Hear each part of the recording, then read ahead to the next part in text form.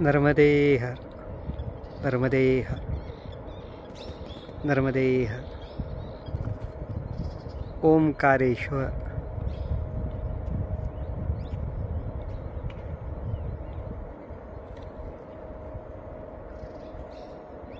ओमकारेश्वर शंकराचार्यांची मूर्ती। हा कावेरी संगम इथे होतो।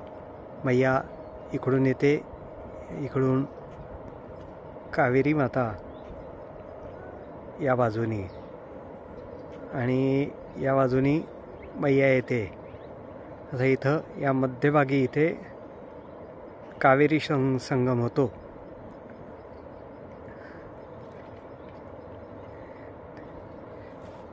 बरोबर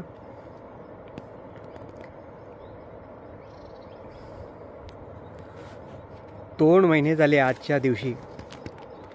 13 तारखेला 2 महिन्यापूर्वी संकल्प सोडला आणि ओंकारेश्वरून मी निघालो। कल्पना नव्हती की परिक्रमा कशी असेल, काय नाही, काय काय अनुभव असतील, काहीही माहिती नव्हतं।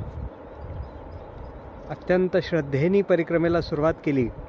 मैयाला शरण गेलो आणि मैयेची इथून सुरुवात केली। या तटावरून परिक्रमा वगैरे सुरुवात केली आणि पहिला मुक्काम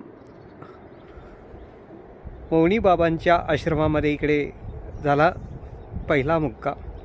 आणि त्यानंतर एक एक गाव करत मुक्काम करत मध्य प्रदेश झाला, महाराष्ट्राचे काही बॉर्डर आणि मध्येच शूलपाणीचा जंगल, सगळं पहाडी एरिया, हजारो पहाडी मोठे डोंगर पार करून गुजरातमध्ये पोहोचलो। ही मैयाच्या बरोबर आम्ही गुजरातमध्ये पोहोचलो आणि गुजरातमध्ये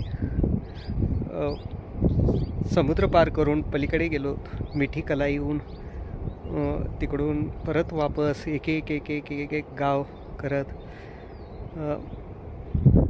मैयेच्या कृपाछत्रेखाली परिक्रमा इथपर्यंत पूर्ण झालेली आहे।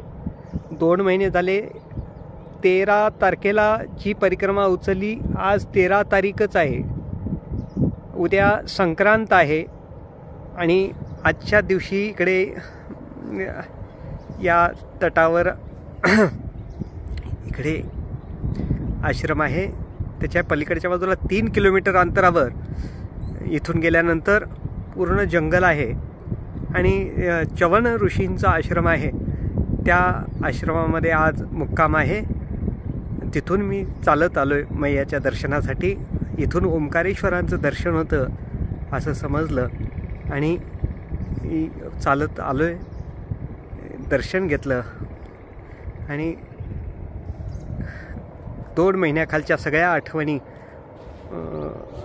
येऊ लागल्या की जिथून आपण परिक्रमा सुरू केली होती ओंकारेश्वरून, ते हे ठिकाण पाहिल्यानंतर खूप आनंद झाला, भरून आलं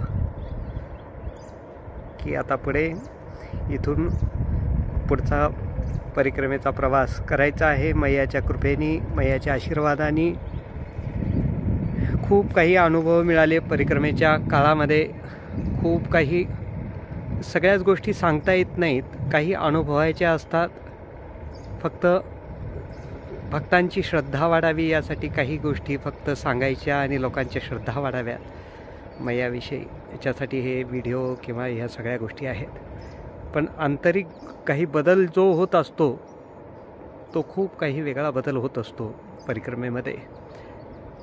मनुष्य पूर्ण बदलून जातं या परिक्रमेमध्ये, मनही बदलतं आणि शरीरही बदलून जातं सगळं। नर्मदे हर, नर्मदे हर, नर्मदे हर।